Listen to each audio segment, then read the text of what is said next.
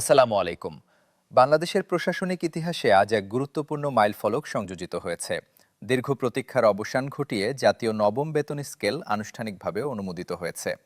এই সিদ্ধান্ত দেশের প্রায় ৪০ লক্ষ সরকারি কর্মকর্তা কর্মচারী এবং তাদের পরিবারের জীবনে এক নতুন অধ্যায়ের সূত্রপাত করবে। আজ সকালে প্রধান উপদেষ্টার কার্যালয়ে অনুষ্ঠিত সংবাদ সম্মেলনে এই ঐতিহাসিক ঘোষণা প্রদান করা হয়। প্রধান উপদেষ্টা জানান, নতুন বেতন কাঠামো আগামী ১৫ জানুয়ারি থেকে কার্যকর হবে এবং সেই তারিখ থেকেই সরকারি চাকরিজীবীরা সংশোধিত বেতন কাঠামো অনুসারে পারিশ্রমিক প্রাপ্ত হবেন। সংবাদ সম্মেলনে উপস্থিত ছিলেন প্রধান উপদেষ্টা, অর্থ উপদেষ্টা, জনপ্রশাসন মন্ত্রণালয়ের সচিব, অর্থ মন্ত্রণালয়ের ঊর্ধ্বতন কর্মকর্তাবৃন্দ এবং জাতীয় বেতন কমিশনের চেয়ারম্যান। এই বৈঠকে চূড়ান্ত অনুমোদন প্রদান করা হয়, যা দেশের সরকারি প্রশাসনে ব্যাপক পরিবর্তনের দ্বার উন্মোচন করবে। প্রধান উপদেষ্টা তার বক্তব্যে উল্লেখ করেন, জাতীয় নবম বেতন স্কেলের সম্পূর্ণ কাঠামো এবং সকল অনুপাত আনুষ্ঠানিকভাবে অনুমোদিত হয়েছে। দীর্ঘমেয়াদে পর্যালোচনা, সংশোধন এবং বিশ্লেষণের মাধ্যমে এই কাঠামো চূড়ান্ত করা হয়েছে এবং সরকারি গেজেটে প্রকাশিত হয়েছে। আগামী ১৫ জানুয়ারি থেকে এই স্কেল পূর্ণাঙ্গভাবে বাস্তবায়িত হবে। তিনি আরও বলেন, সরকারি কর্মচারীরা রাষ্ট্রের মেরুদণ্ড। তাদের কল্যাণ নিশ্চিত করা ছাড়া দেশের সামগ্রিক উন্নয়ন সম্ভব নয়। নতুন বেতন স্কেল প্রণয়নে সকল স্তরের কর্মচারীদের স্বার্থ সংরক্ষণ, বৈষম্য নিরসন এবং একটি ন্যায্য ও স্বচ্ছ কাঠামো প্রতিষ্ঠার বিষয়টি সর্বোচ্চ গুরুত্বের সঙ্গে বিবেচনা করা হয়েছে। নবম বেতন স্কেলে মোট ১২টি গ্রেড নির্ধারণ করা হয়েছে। গ্রেডসমূহের মধ্যে বেতনের অনুপাত ১:৪ নির্ধারিত হয়েছে। অর্থাৎ সর্বোচ্চ গ্রেডের একজন কর্মকর্তা সর্বনিম্ন গ্রেডের কর্মচারীর তুলনায় সর্বোচ্চ ৪ গুণ বেতন লাভ করবেন। এই অনুপাত নির্ধারণের প্রধান উদ্দেশ্য প্রশাসনে বেতন বৈষম্য হ্রাস করা এবং পদোন্নতির সুষম সুযোগ নিশ্চিত করা।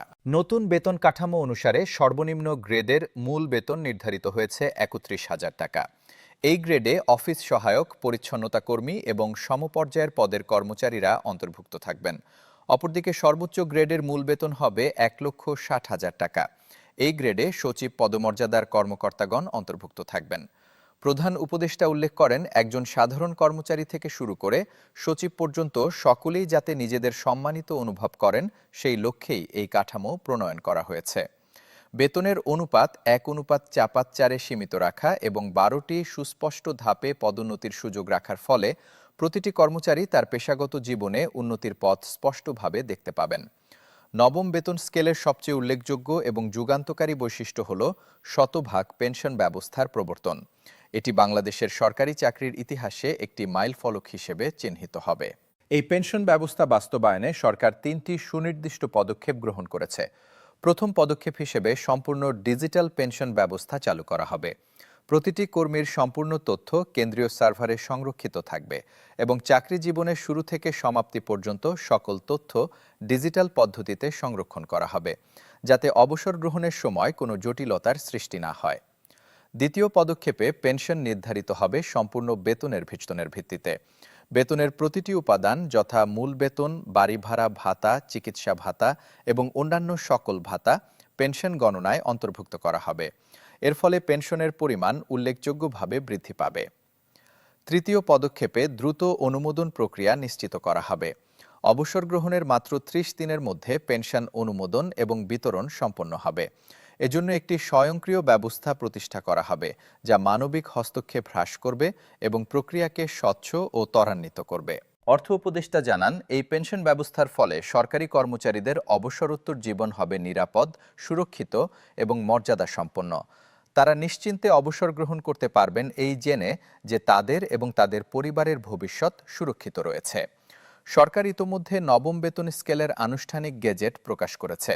এতে বিস্তারিতভাবে প্রতিটি গ্রেডের বেতন কাঠামো, ভাতা, ইনক্রিমেন্ট এবং অন্যান্য সুবিধাদি উল্লেখ করা হয়েছে। বাস্তবায়ন প্রক্রিয়া সম্পর্কে জনপ্রশাসন সচিব জানান, প্রাথমিক পর্যায়ে প্রতিটি মন্ত্রণালয় এবং দপ্তরে গ্রেড ম্যাপিং কার্যক্রম সম্পন্ন করা হবে। প্রতিটি পদকে নতুন গ্রেড কাঠামোর সাথে সংযুক্ত করার এই কাজ ইতোমধ্যে শুরু হয়েছে এবং আগামী কয়েকদিনের মধ্যে সমাপ্ত হবে। পরবর্তী পর্যায়ে নতুন কাঠামো অনুযায়ী সফটওয়্যার এবং বেতন ব্যবস্থা হালনাগাদ করা হবে। প্রতিটি মন্ত্রণালয়ের বেতন প্রক্রিয়াকরণ ব্যবস্থায় নতুন কাঠামো সংযোজন করার জন্য বিশেষজ্ঞ টিম কাজ করছে। চূড়ান্ত পর্যায়ে 15 জানুয়ারি থেকে সরকারি কর্মকর্তা এবং কর্মচারীরা নতুন কাঠামো অনুযায়ী বেতন প্রাপ্ত হবেন। প্রথম মাস থেকেই নতুন বেতন কাঠামোর সম্পূর্ণ সুবিধা তারা লাভ করবেন। সরকার জানিয়েছে, সম্পূর্ণ প্রক্রিয়া ডিজিটাল পদ্ধতিতে সম্পাদিত হবে। মাঠ পর্যায়ের প্রশাসন থেকে শুরু করে কেন্দ্রীয় মন্ত্রণালয় পর্যন্ত সকলেই অভিন্ন কাঠামোর আওতায় আসবে। কোনো ধরনের বৈষম্য বা বিভেদ থাকবে না। এই ঐতিহাসিক ঘোষণার পর সারা দেশের সরকারি দপ্তরগুলোতে ব্যাপক উৎসাহ ও স্বস্তির পরিবেশ পরিলক্ষিত হচ্ছে। দীর্ঘদিনের দাবি পূরণ হওয়ায় লাখো কর্মচারীর মুখে ফুটে উঠেছে প্রশান্তির হাসি। ঢাকা সচিবালয়ের একজন ঊর্ধ্বতন কর্মকর্তা বললেন, দীর্ঘদিনের প্রতীক্ষার অবসান ঘটেছে। এই নতুন বেতন কাঠামো শুধুমাত্র আর্থিক অবস্থার উন্নয়নই নয়, বরং পেশাগত মর্যাদাও বৃদ্ধি করবে। একজন শিক্ষক মন্তব্য করেন, শিক্ষকদের জন্য এটি অত্যন্ত স্বস্তিদায়ক সংবাদ। দীর্ঘদিন ধরে বৈষম্যের শিকার ছিলাম, এখন সকলের জন্য সমান সুযোগ প্রতিষ্ঠিত হয়েছে। অর্থনীতিবিদ এবং বিশেষজ্ঞরা এই সিদ্ধান্তকে স্বাগত জানিয়েছেন। তাদের মতে, এই বেতন কাঠামো প্রশাসনের দক্ষতা এবং দায়বদ্ধতা উল্লেখযোগ্যভাবে বৃদ্ধি করবে। একজন অর্থনীতিবিদ বলেন, একটি ন্যায্য বেতন কাঠামো প্রশাসনিক সংস্কারের প্রথম এবং অত্যাবশ্যক পদক্ষেপ। কর্মচারীরা যখন তাদের ন্যায্য পারিশ্রমিক লাভ করবেন, তখন তারা অধিক দায়িত্বশীলতার সঙ্গে কর্তব্য পালন করবেন। দুর্নীতির প্রবণতা হ্রাস পাবে এবং সেবার মান উন্নত হবে। একই সঙ্গে বিশেষজ্ঞরা আশাবাদ ব্যক্ত করছেন যে এই নতুন কাঠামো সরকারি চাকরির প্রতি তরুণ প্রজন্মের আগ্রহ বৃদ্ধি করবে। মেধাবী শিক্ষার্থীরা সরকারি সেবায় যোগদানে উৎসাহিত হবেন। আজকের এই ঘোষণার মাধ্যমে বাংলাদেশের সরকারি বেতন ব্যবস্থায় নতুন যুগের সূচনা হলো। 12টি গ্রেডে 1:4 বেতন অনুপাত, 31,000 টাকা থেকে 1,60,000 টাকার বেতন পরিসীমা এবং সর্বোপরি শতভাগ পেনশন বাস্তবায়ন একটি ঐতিহাসিক এবং যুগান্তকারী পদক্ষেপ হিসেবে বিবেচিত হচ্ছে। প্রধান উপদেষ্টা তার সমাপনী বক্তব্যে উল্লেখ করেন, এই বেতন স্কেল শুধুমাত্র একটি প্রশাসনিক সিদ্ধান্ত নয়, এটি সরকারি কর্মচারীদের প্রতি মূল্যায়ন, তাদের পরিশ্রমের স্বীকৃতি এবং ভবিষ্যৎ সুরক্ষায় সরকারের অঙ্গীকারের প্রতিফলন। এই স্কেল বাস্তবায়নের মাধ্যমে একটি শক্তিশালী, দক্ষ এবং সৎ প্রশাসন গঠনের পথে অগ্রযাত্রা অব্যাহত থাকবে। এখন সকলের দৃষ্টি আগামী 15 জানুয়ারির দিকে। সেদিন থেকে নতুন কাঠামোয় বেতন বিতরণ শুরু হবে এবং দেশের 40 লক্ষাধিক সরকারি চাকরিজীবী তাদের নতুন জীবনের বাস্তবতা উপলব্ধি করবেন। এই দিনটি হবে তাদের জীবনের একটি স্মরণীয় দিন। সরকার আশাবাদী যে এই নতুন বেতন কাঠামো শুধুমাত্র কর্মচারীদের জীবনমান উন্নয়ন করবে না, বরং সামগ্রিক প্রশাসনিক সক্ষমতা এবং সেবার মান বৃদ্ধিতেও সহায়ক ভূমিকা পালন করবে।